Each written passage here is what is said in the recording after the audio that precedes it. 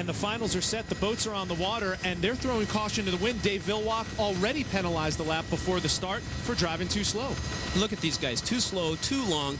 Alberto's coming up in there. All three of those guys are over the timing mark. They took themselves out of the race, Rich. My goodness. Steve David, Dave Villwock, and Terry Troxel, all with lap penalties, virtually eliminating themselves from a chance to win this final heat.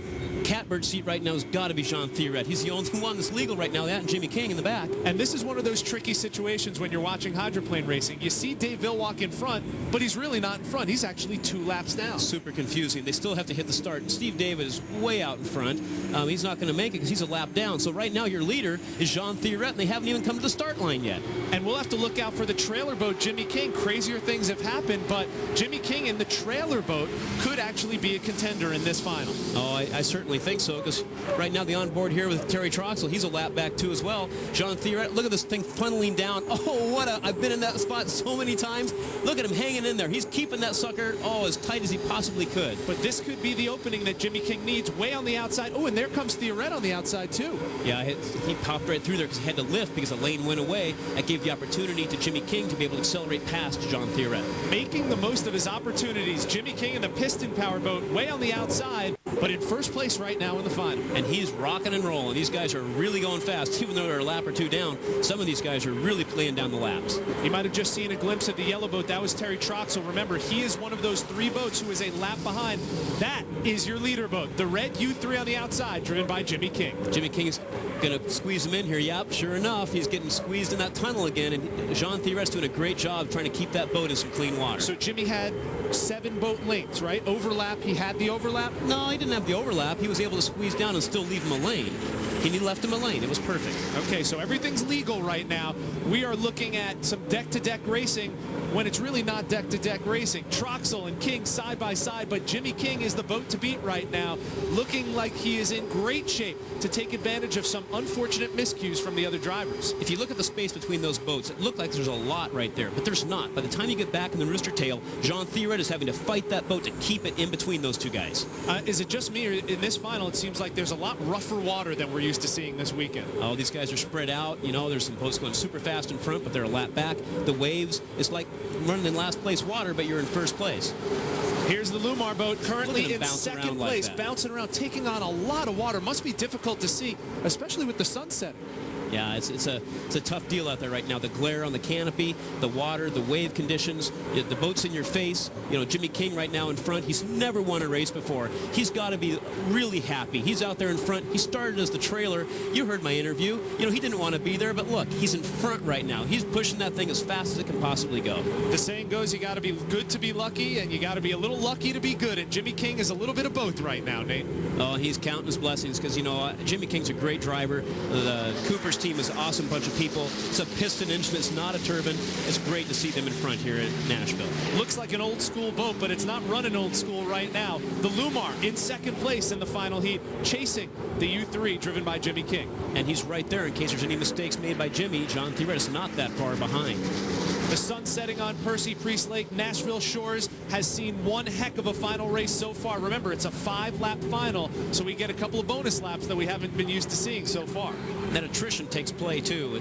Attrition is everything in these things. These guys have to keep the boats together. The drivers get fatigued. The boats get fatigued. Everything. A lot of stuff can happen in a race like that. And finally, Jean Thierret looks like he has some clean water to race on. And that boat can go faster in clean water, and so can Jimmy King. Jimmy King out in front in first place. We are closing down on the 4th lap, going into the final lap of our first ever championship race here in Nashville, Tennessee. Jimmy King driving that red piston-powered boat, the fastest piston-powered boat in the world, and looks, all indications are that he will win his first ever title in his storied career. What a wonderful deal for him and his whole crew. I know they're just sitting there holding their breath on the beach.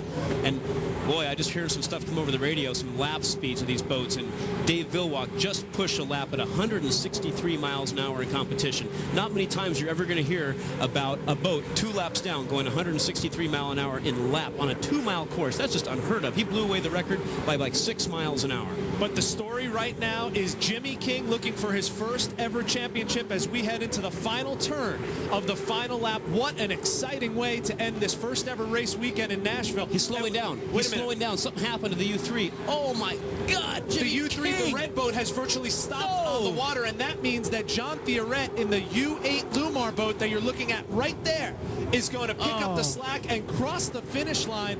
Jean Thioret takes the checkered flag in a shocking finish.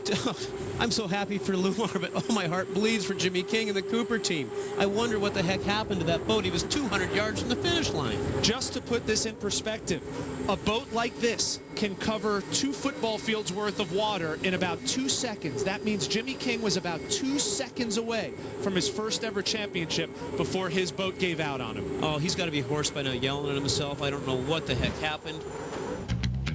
We're going to sort this all out. Congratulations to Jean Thioret, the winner of the Music City Hydrofest. Steve David, Terry Troxel, Dave Villwalk, and Jimmy King round out the top 5.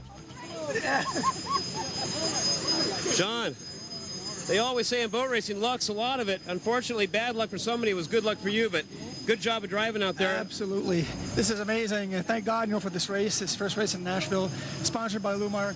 I just can't, it's outstanding. We won from the last spot almost because everybody did some mistake or whatever. But God works in strange ways. I'm happy for Lumar, our sponsor, the team that worked so hard. We didn't break nothing all weekend long. The things have been really reliable. And I want to congratulate also the people from Nashville, to put on this event. It's a first-year event. They did an outstanding job, and I hope we're going to be back next year, God willing. 2 for 2. I mean, last weekend I talked to you, you hadn't won a race yet. Now you won 2 back-to-back. Absolutely. It's really amazing. I didn't think we were even going to win 1 race this year, and now we've won 2 already, So it's outstanding. Thank God. Thank my Lord, Savior, Jesus Christ, and Bill for hiring me, and all you guys. Thanks. And thanks to Lumar for keeping this program on the water and making Nashville happen. Absolutely. Lumar's a sponsor, and, with them we can't do it. We can't do it without them. Phil, tell us what happened. You had the lead boat the entire time, but obviously you knew that you were racing from behind at the start. Yeah, the rules are tricky at the start of the race for off-plane rules. We thought we were fine without any issues whatsoever. Same position we were in the previous heat. And so, yeah, I mean, we're extremely pissed off right now, to put it mildly. The referees are working on it. They got a tough job. They're going to review it.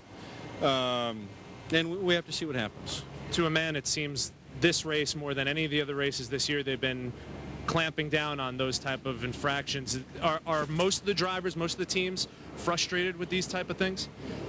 Well, it's always frustrating when it's a gray area for both. It's a gray area for the referees. It's a gray area for the teams. It's difficult. It's difficult on both sides, and I understand that. What we're contending is the fact that the prior heat we ran to those marks exactly the same, and we asked, are those okay? And the prior heat, those were okay. So we said, okay, we'll run to those marks again. This time they're saying it wasn't okay, and that's the biggest issue we have. I'll tell you, I don't know. Everybody was cheering for you guys on the beach, and everybody was crying for you guys on the beach. I mean, that was a real heartbreaker out there. I'll tell you. What exactly happened, Jimmy, at the end? It sheared the short shaft off, and just the whole prop went, so it didn't hurt the boat as it looks right now. So we're good for next weekend. But so close, so far away.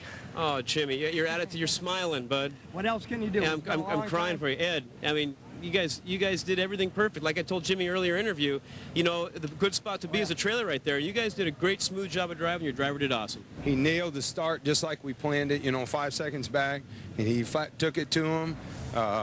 He was there. I wanted Jimmy King to win that race for Jimmy King. I think we all did. Yeah.